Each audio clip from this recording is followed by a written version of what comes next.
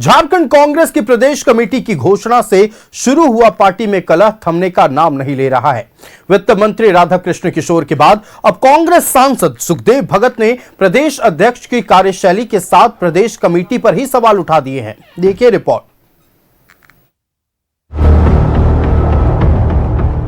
झारखंड कांग्रेस में घमासान जारी। अब सुखदेव भगत ने उठाए सवाल। प्रदेश कांग्रेस कमेटी पर सवाल। डिलिमिटेशन कमेटी में एक भी आदिवासी नेता क्यों नहीं? प्रदेश कमेटी की घोषणा के बाद से झारखंड कांग्रेस में जारी घमासान थमने का नाम नहीं ले रहा। वित्त मंत्री राधाकृष्ण किशोर के बाद अब लोहरदगा सांसद सुखदेव भगत ने भी प्रदेश अध्यक्ष की कार्यशैली पर सवाल उठाए हैं। साथ ही प्रदेश की जंबो कमेटी पर सवाल उठाए हैं। युवा कांग्रेस में जिन्होंने राष्ट्रीय पटल पे उनकी जिम्मेवारी दी गई थी और वो प्रभारी भी, राज्यों के प्रभारी भी रहे हैं, एआईसीसी के मेंबर भी रहे हैं, वो कहीं है ही नहीं है। और मैं अपने क्षेत्र का, मैं कॉन्स्टिट्यूंसी का मैं नाम बताऊं जिनका नाम आपने लिया है, वो भगत अगर 10 सालों से कहीं किसी पार्टी के कार्यक्रम में नजर आए तो मैं मान जाऊँ। तो ये क्यों ये वहाँ पे केशव महतो कमलेश जी वो पार्टी के अध्यक्ष है ना, कोई व्यक्तिगत नहीं है और उसमें लाइकिंग्स डिसलाइकिंग नहीं चलती है। कांग्रेस ने परिसीमन पर कमेटी बनाई है, लेकिन उस समिति में एक भी आदिवासी नेता को शामिल नहीं किया गया है। सुखदेव भगत ने इस पर सवाल उठाए हैं। हमारे लिए, हमारे बिना आदिवासियों को सीटें घटी और हमें एक को रखा नहीं है, तो ये क्या कमेटी आपने बनाया है? और आपने एसआईआर कमेटी रखा, लेकिन डिलिमिटेशन में सुखदेव भगत नहीं, बालमुचु जी नहीं, रामेश्वर जी नहीं, बंधु त्रिकी जी नहीं, जो चाहे कोई भी, चाहे नए लोगों में, चाहे आप विठल किनगड़ी जी कहे, भूषण बालाजी करे, राजेश कच्छप जी करे, कोई भी जो कहीं है, उनका प्रतिनिधित्व आपने नहीं दिया। ये क्या कर रहे हैं?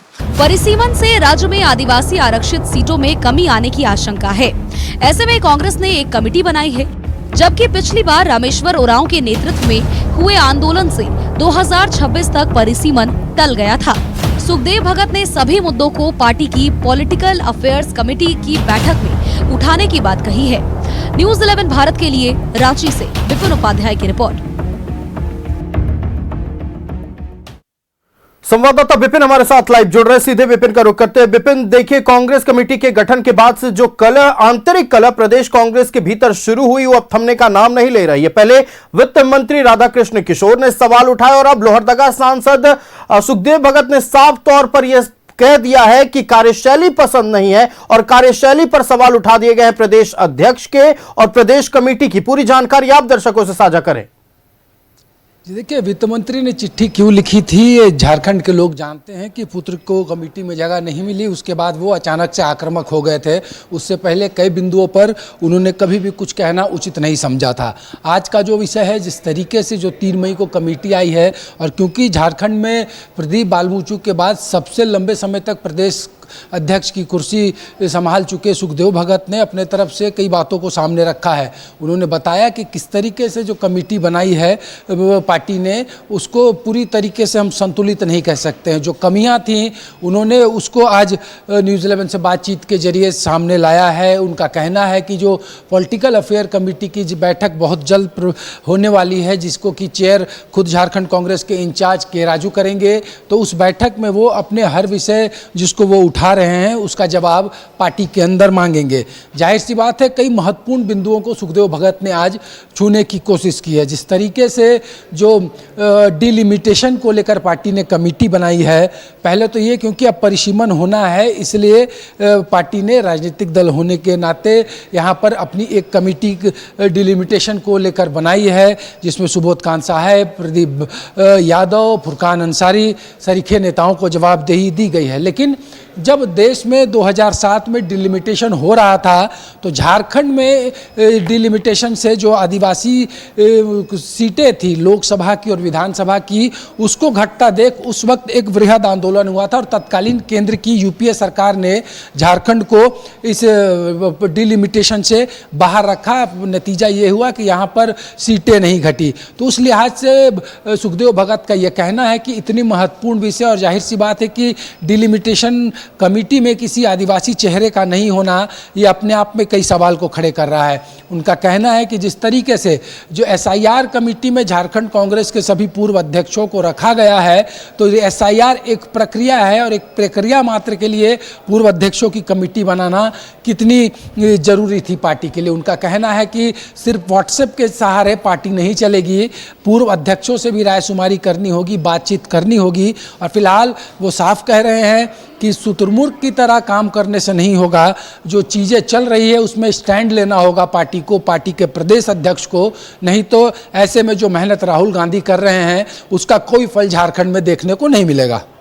निश्चित तौर पर देखिए, डिलिमिटेशन को लेकर चूंकि सवाल उठाए गए, डिलिमिटेशन को लेकर जो कमेटी का गठन किया गया, सुखदेव भगत ने इस बात का भी जिक्र किया कि रामेश्वर उरांव जिनके आंदोलन के बदौलत डिलिमिटेशन को यानी कि परिसीमन को साल 2026 तक टाला गया, उन्हीं का नाम नहीं होना कहीं ना कहीं कार्यशैली पर सवाल उठाता है।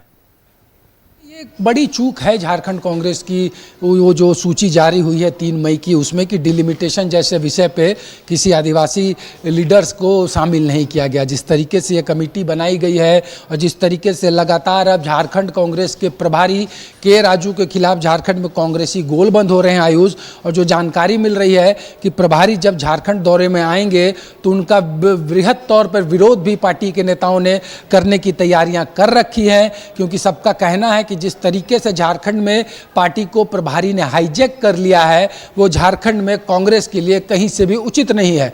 उनका ये कहना है झारखंड में जो एक बड़ा धड़ा नाराज है और सबको इंतजार है कि दायित्व जो पार्टी के अंदर बंटने हैं वो जब वो दायित्व का बंटवारा हो जाएगा तो उसके बाद आप देखिएगा कि कई नाराज लोग खुलकर सामने आएंगे, और जो एक गोलबंदी जैसा मैंने पहले बताया प्रभारी के खिलाफ जो हो रही है वो दिखा रहा है कि आने वाले समय में या फिर जो पॉलिटिकल अफेयर कमेटी की बैठक है वो भी हंगामेदार होगी और आने वाले दिन में झारखंड कांग्रेस की राजनीति के अंदर भी हंगामा बरपेगा।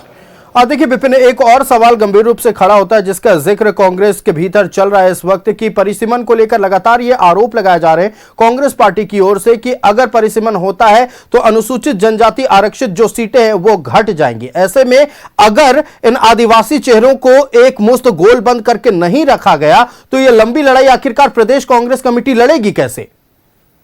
देखिए, कई सवाल हैं और इन सभी सवाल को लेकर पॉलिटिकल अफेयर कमेटी बहुत जल्द कांग्रेस की बैठने वाली है। पूर्व में 20 मई की तिथि निर्धारित की गई थी जो, लेकिन आज जानकारी मिल रही कि संभवतः दिल्ली में सभी राज्यों के प्रभारियों की बैठक 16 या 17 तारीख को होनी है। इसलिए पॉलिटिकल अफेयर कमेटी की बैठक जो होगी उसकी तिथि नए सिरे से तैयार की जाएगी। और जहाँ तक बात परिसीमन को लेकर है तो जिस तरीके की परिपाटी चली है और जो विषय सामने आया है उसके अनुसार जाहिर सी बात है, ऐसा नहीं है कि कांग्रेस में आदिवासी लीडरशिप की गैर मौजूदगी है। कई बड़े नेता हैं जो कि ऐसे गंभीर विषयों पर आज भी लड़ाई लड़ते हैं।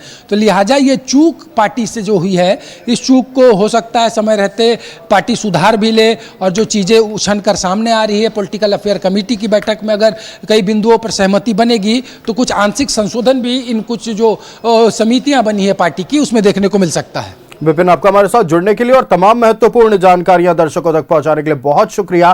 तो देखिए, प्रदेश कांग्रेस कमेटी के भीतर जो सवाल सुलग रहे थे वो अब आग पकड़ते हुए नजर आ रहे हैं, जहां एक तरफ वित्त मंत्री राधाकृष्ण किशोर ने सवाल उठाए और अब जाकर एक बार फिर कांग्रेस के एक नेता ने सवाल उठा दिया और कद्दावर नेता लोहरदगा से सांसद सुखदेव भगत ने साफ तौर पर प्रदेश अध्यक्ष और प्रदेश कमेटी की कार्यशैली पर सवाल उठाया और डिलिमिटेशन में बड़े नेताओं की नाम सूची डिलिमिटेशन को लेकर प्रदेश कांग्रेस कमेटी की जो एक कमेटी गठित की गई है उसको लेकर डिलिमिटेशन के खिलाफ जो नाम शामिल होने चाहिए थे वो नाम नहीं है, ऐसा आरोप सुखदेव भगत ने लगाया है।